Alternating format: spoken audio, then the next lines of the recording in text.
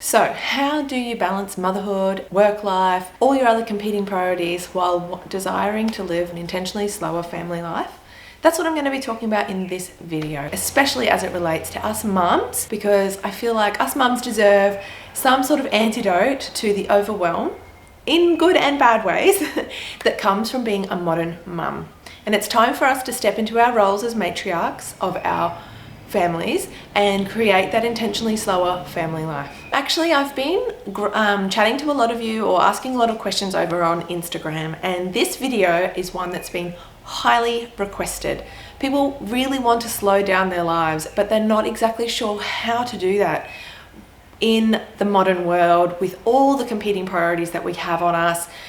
We're told that it takes a village to raise a child, and to be honest, that village isn't always around, because often there's a lot of reasons why the village isn't really there, and it's not because they don't want to be, it's because we're raised to be independent women, and asking for help is often a challenge. When I say living a slow life, I almost always will say an intentionally slower life, and that is a big key. So if you want to find out more about that, stick around. This video will hopefully be short and sweet, but filled with all the things that you need to know, or at least all the things so far that I've learned have helped me live a slower life. And who am I to talk about this? My name's Rochelle, I'm your host, and I am a wife and I'm a mum of two boys, a 4-year-old and a 1-year-old. And my husband has a small business, and it's very busy. We work from home, I help him in his business, and I have been notoriously a busy person.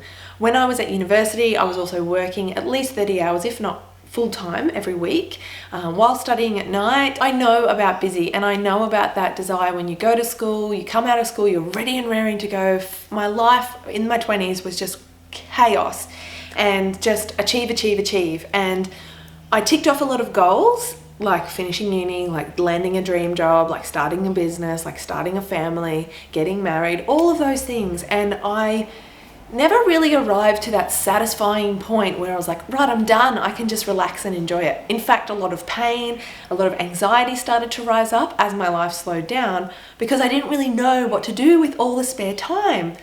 Not that I had a lot of spare time in the sense that you would think I'm sitting around doing nothing. What I found was when I first had my first son, I spent a lot of time feeling really frustrated because I had all these things that I wanted to do and I wasn't really achieving them, because, as you probably are aware, small children take up a lot of your time, and suddenly your time is not your own. And when I started working from home, I had so much time to myself. I found that I was totally unproductive. I didn't really achieve much in a day, but I was always busy. So what I realized was that I needed to put in place the right strategies to tick off the things on my to-do list so that I could feel accomplished, tell myself the story that I am a productive person, not a procrastinator, and become able to enjoy my downtime rather than feeling guilty about sitting down to read a book or watch a show. I would constantly tell myself stories about how I was lazy because I wasn't achieving things. And then that compounded when my kids came along, because suddenly I had very small windows to achieve what I needed to achieve for work, which is for my husband's business. And I was finding that when I had like a babysitter or when they started daycare, I was using that time, again, very unproductively, because it was my only downtime away from the children. So the last thing I really wanted to be doing was working. So then I found myself not very present with the kids because I wasn't getting everything done in those precious few work hours. So I would spend their nap times, or I'd spend the whole day feeling anxious, trying to get them to sleep so that I could do my work in their nap times, and then again, not being productive in their nap times because I was just like, I'm emotionally drained from trying to get them to sleep or whatever it was. So I wasn't enjoying my work life. I was feeling really like a procrastinator and unproductive, and I wasn't enjoying my time as a mum because I wasn't present with my kids, and I was constantly asking them to wait and not really engaging with them. And I was spending a lot of time with my phone like this, in my face, and ignoring them, or, sort of half cutting them off and trying to like put myself somewhere else emotionally and mentally because I wasn't enjoying how life was. cut forward to today, and I am happy to say that while I can still be that way, I am a lot more aware of what I'm doing, so that I have put in place some strategies and structures so that I can be productive in my work days and try to enjoy as much present time with my kids as possible, and still get the housework done and still find time in the evenings to spend some time with my husband, and not work until I still get to bed by about 9:30 is like kind of a late night for me.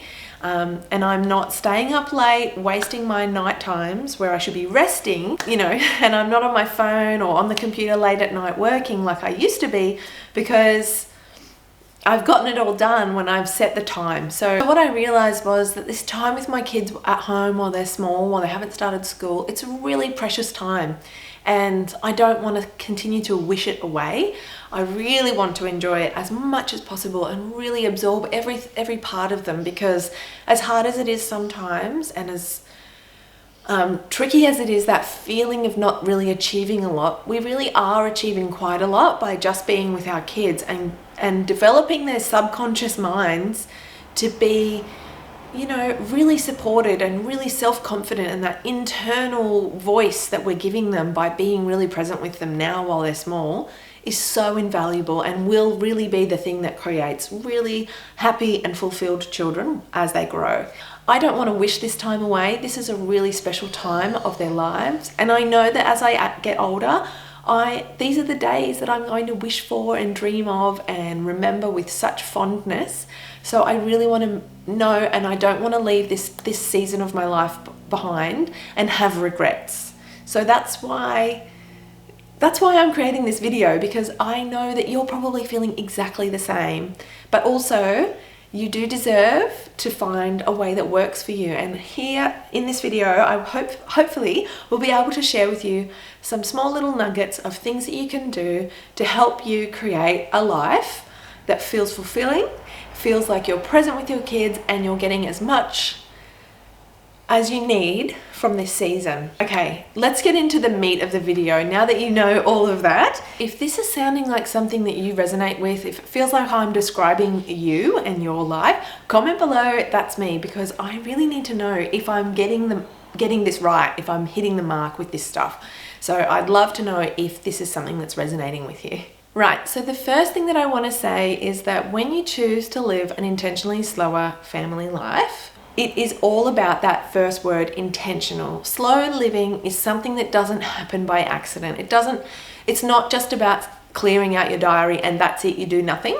It's not like that. What it is it's creating a life intentionally that feels fulfilling to you, which means that you're not rushing around being busy doing things you don't want to do, or that don't feel like they're important, or you feel like you're constantly busy but not productive. Because slow living, as I said in my first video, is an active choice. It's when you let life passively pull you along that things get unintentionally busy. So the first thing to decide is that you're going to decide to be more intentional about the way that your life looks and how it's evolving. So that is the first thing, and that's all mindset.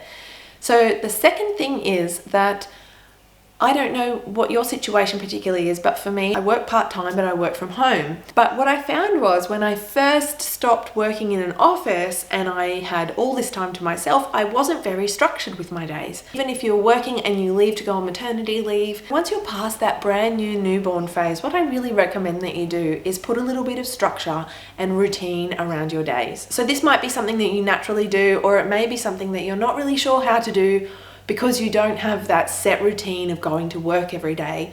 When suddenly you've got all the time in the world, it's really easy to fall into the trap of not doing much and then getting to the end of the day and feeling disheartened or feeling unproductive or procrastinator or lazy or whatever stories it is that we tell ourselves. So you can decide things like Mondays is my grocery day, Tuesday's my washing day, Wednesday's a day where I just focus on the kids, Thursday's the day that I clean the house or whatever. However you structure it, it's really having a little bit of discipline around even the time that you go to bed and the time that you get up and what your morning looks like. All of those little things can really add up to make you feel like you're you've got a little bit of structure. And I think we really benefit from having that structure in our lives so that we feel that we're getting things done and that we're not just, you know, overwhelmed with all the things we have to do. So even things like making a list of some kind of all the things that, you know, brain dumping what's in your brain so that you're not feeling as overwhelmed by all the things that you think you have to do because you've got that running list in your mind. So that's a really good way to get that all out of your mind, so that especially with those early days of motherhood, you can feel like you've got mum brain on, you know, extra strong. So having somewhere where you can brain dump everything is a really good thing to do. So I will talk about how I structure my to-do list or planner in an upcoming video, if that's something that you're interested in. Probably in the new year, because, you know, the new year is when we all like to set goals and intentions and plan out our years and everything. So that might be closer to then. But if you want to watch that video, hit subscribe so that you don't miss it. Right, so then the other thing that you can do is time blocking. I really love this concept, and it's something that I've implemented in the last 2 months since my youngest child has started daycare. And this is how it works.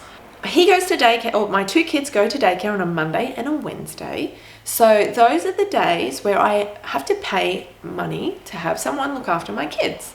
So those are the days when I need to do the things that are the most productive for our business, which means that on a Monday I have a structure of the day, and on Wednesday I have a structure of the day. And those things aren't things like cleaning the house. They aren't things like doing the groceries, and unfortunately they're not things like catching up with friends for coffee. The days where I've got my kids in daycare are the days when I need to get things done. Occasionally I will do a treat, like have appointments, like get my eyebrows waxed and things like that, or maybe a quick coffee with a friend, but I don't waste those days. So I time block those days are my productive work days. I actually love to take my kids grocery shopping. So we go to swimming on Tuesday and then we do our grocery shopping. That's generally what we do. Because to be honest, I can get the kids to help me with washing. I can take the kids out to shopping. I can take the kids with me to do my errands, go to the post office and things like that. And they actually really enjoy that. It's still spending time with them. You don't always have to just go to the park, or you don't always have to be doing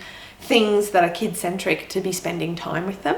They really just love to be involved in your day, and that is actually teaching them some really good life skills at the same time. But I set out individual blocks of time in my diary. It's pretty loose, to be honest, over a week, but I set certain rules around when I will do certain things, so that I know that, okay, the house is a mess, but I actually have to work. So I have to leave it, because especially when you work from home, it's really easy to get caught up in I can't concentrate because the house is messy. And that's just a story. I just close the door and I get on with it. And it's taken me a long time to get to that point, but I really recommend you try it. So time blocking is a thing that works. Another little mindset thing is to just remind you that to prioritize your life around the season of life that you're in. For me, it's small kids. You might have teenagers, or you might have kids transitioning into school. For example, it might be really hard for you at the moment to catch up with friends on a regular basis. So just prioritize 1 or 2 people that you really can't not see, and eventually you'll have more time in your diary to see the people that matter, and the people that matter will be there when you have more time. Okay, so the other thing is FOMO, just being aware of how that's playing a role in your life. And if you don't know FOMO, that's fear of missing out. And this can be a huge driving force behind a lot of anxiety and overwhelm, because we feel like we're missing something that other people are perceived to have. Look, you're on your own journey, and what is for you will be for you at the time that's right for you. It's better to commit yourself to 1 or 2 priorities, so that you can achieve those things really well and feel really fulfilled by the effort that you've been able to put in, but also by managing your energy so that you've got enough energy to actually do those things really well. So if that's just being a good employee and having enough present time for your family, those 2 things are seriously enough, and everything else can wait, you know? Like, it's okay to miss out on certain things in priority of other things. And I'm not giving too many examples here of what those things may be, because it's going to be different for you than it is for me. Because you have a different life story to me, so only you know what those things are. I don't want to give you too many ideas, because what I think is important may not be what you think is important, and I don't want you to feel like your values are wrong if they're different to mine, because they're not wrong. They're your values, and that is what makes them important. So the other thing to be aware of is shiny objects, and this is very much related to FOMO. So shiny objects is, if you're like me and you're multi-passionate, you're so interested in all sorts of different topics and ideas, and you just want to do all of the things, then this is for you, because I'm so caught by shiny object syndrome, which is just like reading a certain article and next thing you know, I'm down this whole rabbit hole of information and ideas and, you know, business opportunities that I want to pursue. But then I've got this thing going on and this idea and someone's talking about that and I want to do that, and it just gets so overwhelming, and I can say yes to too many things because it's, you know, I'm excited about the concept or whatever and I want to get involved with that particular thing. And it's really hard to not get distracted, but what comes back to is knowing your priorities and knowing that those things that might seem like a good idea, if they don't fit with your priorities, they're not a good idea. Just like a bargain's not a bargain if you don't need it, an idea is not a good idea if it doesn't fit in your priorities. So you can say to yourself, even though this is a great idea and it's a really cool thing, I'm going to put it on the back burner for another time and see if it's still a good idea when I've got some more time for it. And that's the kind of test that you can use when it comes to shiny object syndrome, for dealing with FOMO, or for dealing with invitations to things to put in your diary that you just don't have the time for. And I'm talking about saying no, which is another huge topic when it comes to slow living, because especially as women, especially as mums, it's really hard to say no to things that we don't want to do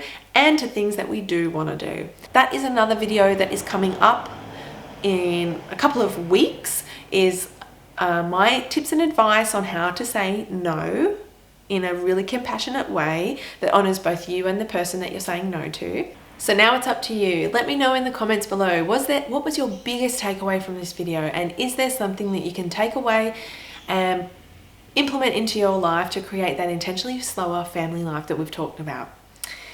If you did like this video, I'd love to invite you to join my community, and you can do that in two ways. The first is by subscribing to this channel, and you can do that by clicking the subscribe button that's down below this video, and YouTube will let you know when new videos go live. Or if you just absolutely cannot miss a video, you can pop your email address in the link in the description box below this video, and I will be able to send you fortnightly emails with updates on when videos go live, as well as a few other little notes on slow living. And also, as a very big thank you, I will send you my free guide on how to live slow. It's a 3-page book, and it's just filled with a few more ideas and things, and ideas and inspiration on how to live slow. Right, so my name's Rochelle. This is How to Live Slow. Thank you so much for joining me. I really value, I know that you have a choice of how you spend your time, and I really appreciate you choosing to spend some of it with me. Have a great week ahead, and I'll look forward to seeing you next week. Bye.